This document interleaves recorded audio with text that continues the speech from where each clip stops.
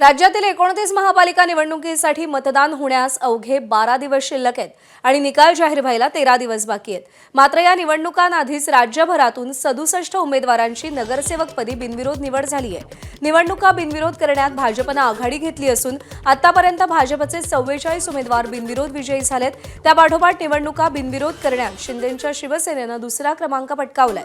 शिंदेंच्या शिवसेनेचे तब्बल 19 नगरसेवक बिनविरोध निवडून आलेत आणि त्यानंतर अजित पवारांच्या राष्ट्रवादीचे 2 तर मालेगावमधून इस्लाम पार्टीचा 1 उमेदवार तर 1 अपक्ष बिनविरोध विजयी झालेले आहेत।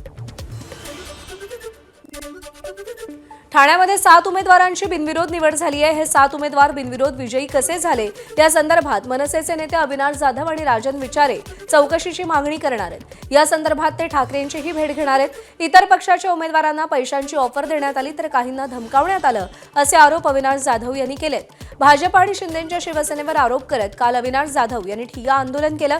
जाधव यांच्यासोबत मनसेचे इतर पदाधिकारीही हाताला काळ्या फिती बांधून आंदोलनात सहभागी झाले होते।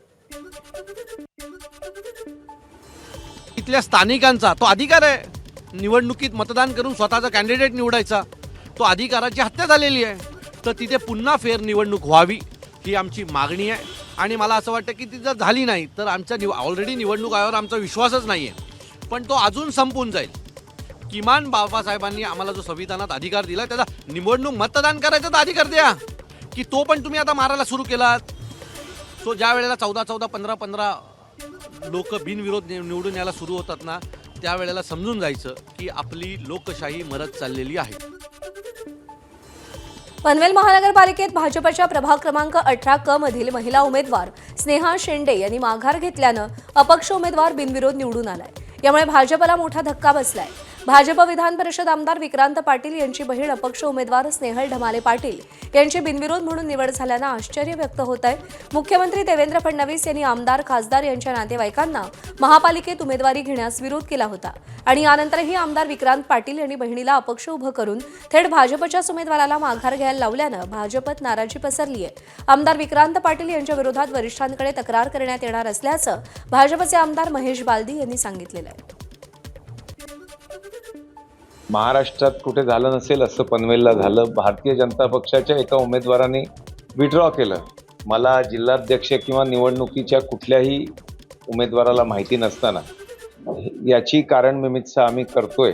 भारतीय जनता पक्षाच्या अधिकृत उमेदवारांनी मागे घेणं आणि राज्यपाल नियुक्त आमदारांच्या बहिणीला निवडून येणं हे पक्षाकरता हानिकारक आहे, पण त्याची चौकशी पक्ष करेल आणि त्याच्यावर योग्य तो निर्णय पक्ष घेईल। मुंबईच्या शिवडीतील बंडखोर उमेदवार निलेश राणेंचा अर्ज माघारी घेण्यासाठी शिवसेना आमदार निलेश राणेंनीच प्रयत्न केले।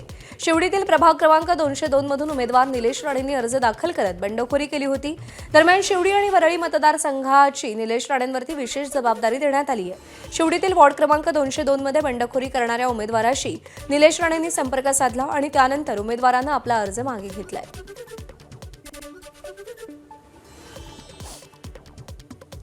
आमदार आदित्य ठाकरे यांच्या वरळी मतदारसंघातलं बंड शमवण्यात ठाकरेंच्या शिवसेनेला यश आलं नाही। त्यामुळे वरळीच्या प्रभाग क्रमांक 193 आणि 197 मधल्या बंडखोरांची उमेदवारी कायम राहिली आहे। प्रभाग क्रमांक 193 मध्ये शाखाप्रमुख सूर्यकांत कोळी आणि प्रभाग क्रमांक 197 मध्ये श्रावणी देसाई यांनी उमेदवारी अर्ज मागे घेतलेला नाही।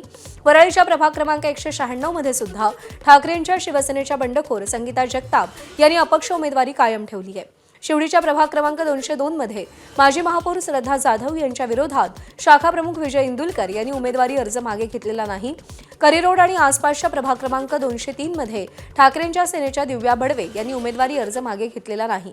या प्रभागात ठाकरेंच्या शिवसेनेकडून श्रद्धा पेडणेकर यांना उमेदवारी देण्यात आली आहे। तसंच प्रभाग क्रमांक 169 मधून ठाकरेंच्या शिवसेनेच्या प्रवीणा मोरजकर यांच्या विरोधात कमलाकर नाईक यांनी केलेलं बंडही कायम आहे। धुळे महानगरपालिका निवडणुकीच्या पार्श्वभूमीवर उमेदवारी अर्ज मागे घेण्याच्या शेवटच्या दिवशी भाजप आणि अजित पवारांच्या राष्ट्रवादी काँग्रेसच्या कार्यकर्त्यांमध्ये वाद झाला। राष्ट्रवादी काँग्रेस अजित पवार गटाचे कैलास चौधरी यांच्या मातोश्रींचा उमेदवारी अर्ज मागे घेण्यासाठी भाजपच्या उमेदवारांनी दबाव टाकल्याच्या कारणावरून हा वाद झाला। यावेळी गोळीबारही करण्यात आला। काही कार्यकर्त्यांकडून धारदार शस्त्र देखील वापरली गेली। या प्रकरणी देवपूर पोलीस ठाण्यामध्ये परस्पर विरोधी दाखल केलेल्या तक्रारीनुसार 12 जणांवरती गुन्हा दाखल करण्यात आलाय। त्यापैकी 5 जणांना पोलिसांनी ताब्यात घेतलंय। महापालिका निवडणुकीच्या पार्श्वभूमीवर आजपासून सगळ्याच राजकीय पक्षांकडून जोरदार प्रचाराला सुरुवात होणार आहे. मुंबईमध्ये आज भाजप आणि शिवसेना युतीच्या प्रचाराचा नारळ फुटणार आहे. अनेक महापालिकेत महायुती झाली नसली तरी काही ठिकाणच्या जागांसाठी भाजप आणि शिंदेची शिवसेना एकत्र येत प्रचार करणार आहे. मुख्यमंत्री देवेंद्र फडणवीस आणि उपमुख्यमंत्री एकनाथ शिंदे यांच्या उपस्थितीत आज वरळी डोम इथून प्रचाराला सुरुवात होईल. वरळी डोम इथे संध्याकाळी 6 वाजता प्रचाराचा शुभारंभ होईल. बूथप्रमुख, शक्तीप्रमुख, लोकप्रतिनिधी आणि महायुतीचे सगळे प्रमुख कार्यकर्ते यावेळी उपस्थित असतील. मुख्यमंत्री देवेंद्र फडणवीस यांची आज सांगलीत पहिली जाहीर सभा होणार आहे. सांगली मिरज कुपवाड महापालिकेच्या प्रचारासाठी या सभेचं आयोजन करण्यात आलंय. सकाळी सांगलीतील गणपतीचं दर्शन घेऊन भाजपच्या प्रचाराचा प्रारंभ होईल. त्यानंतर स्टेशन चौकात मुख्यमंत्री फडणवीसांच्या सभेनं महापालिका निवडणुकीचं रणशिंग फुंकलं जाणार आहे. यानंतर छोट्या छोट्या सभा आणि भाजपच्या प्रत्येक नेत्याला एका प्रभागाची जबाबदारी देण्यात येणार असल्याचं आमदार सुधीर गाडगीळ आणि भाजपचे महापालिका निवडणूक प्रमुख शेखर इनामदार यांनी सांगितलंय. यानंतर कोल्हापुरातील इचलकरंजीत शाहू महाराज पुतळ्यापासून गांधी पुतळ्यापर्यंत देवेंद्र फडणवीसांचा रोड शो देखील होणार आहे. महाराष्ट्रातली पहिली सभा सांगलीत होती. तो आम्हाला मान त्यांनी दिलेला आहे आणि या सभेनिमित्त त्यांचं सांगली नगरी स्वागत आहे. आणि स्टेजवर एक स्टेज आम्ही घातले ते सगळ्या उमेदवारांना घातले आणि एक स्टेज घातले ते सगळ्या मान्यवरांना घातले. महाराष्ट्राचे मुख्यमंत्री देवेंद्रजी फडणवीस साहेबांची प्रचार शुभारंभाची सभा पण या ठिकाणी दिलेली आहे.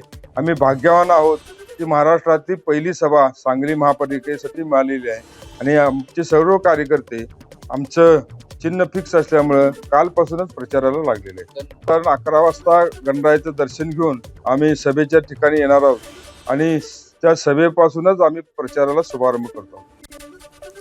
सावित्रीबाई फुलेंच्या जयंतीनिमित्त पुणे भाजपकडून आज प्रचाराला सुरुवात होणार आहे.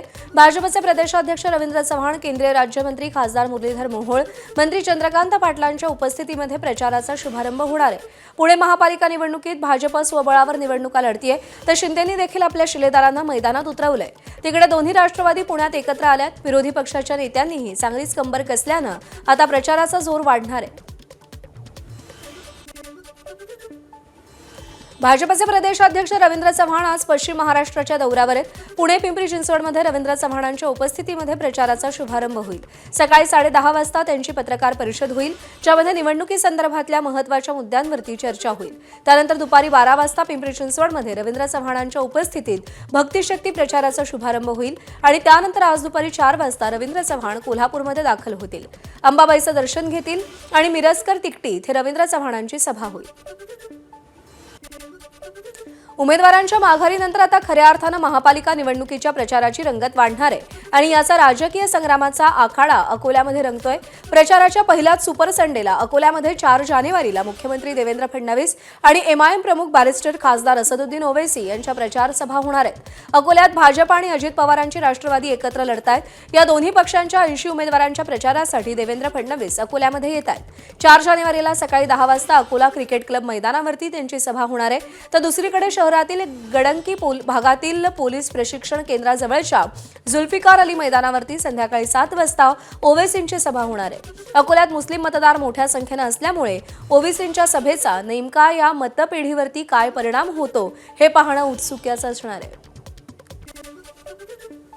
महाराष्ट्रातील 29 महापालिका निवडणुकीसाठी MIMचा प्रचार प्लान प्रदेशाध्यक्ष इम्तियाज जलील यांनी ABP माझाला सांगितला.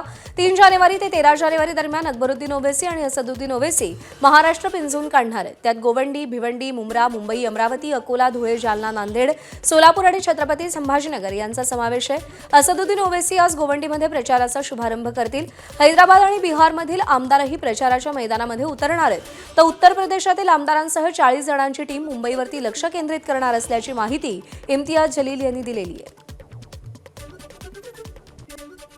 ओवैसी साहेबांची सभा जी आहे 3 तारखेपासून मुंबईवरून ते सुरुवात करत आहे आणि त्याच्यानंतर ते जिथे जिथे आमचे उमेदवार आहेत तिथे सगळीकडे जाणार आहे.